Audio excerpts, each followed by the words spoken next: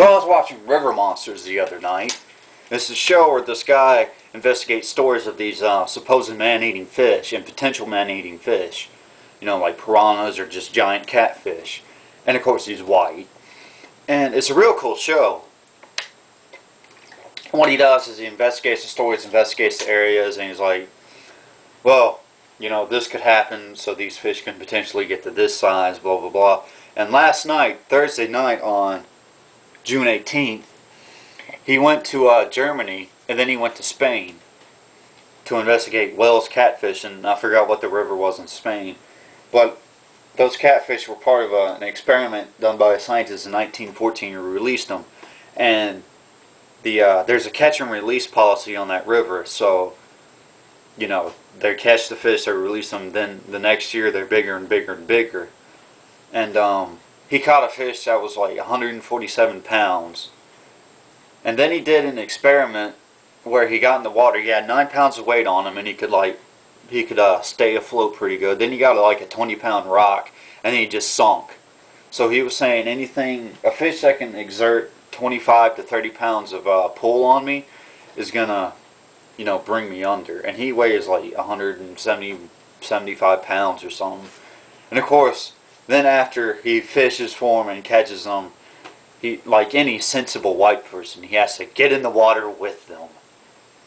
Yes. So he's like, these fish could potentially kill me, but I have to see them in their environment. So he gets in the water with them, and it's like, oh, come on. You're not giving a good name to white people. Because, I mean, white people are the only people that do that kind of stuff. They're the only people that climb Mount Everest. And it's like, hey, let's go climb Mount Everest. Why? Because we're white and we can. And it's like, okay. Then they end up dying, or they end up getting frostbite on their feet, and they cut off, and they're like, why did I do this? And it's like, well, you're white. You know, then I was watching this snake show, and he was basically the Steve Irwin of snakes, and he's like, that snake was within striking distance of me. If he bites me, I'm dead in 5 minutes. Let's grab it. It's like, oh, come on, really? Really?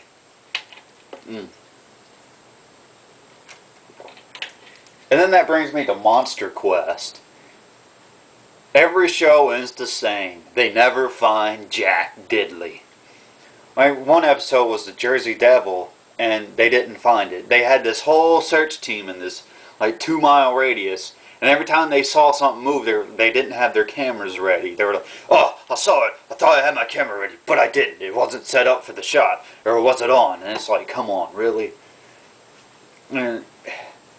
But Monster Quest is the same thing over and over and over. They have pictures of footprints or a shadow, and they're like, could this be the beast? And it turns out to be like a bear or a raccoon or something. And it's just getting ridiculous, you know. But anyway,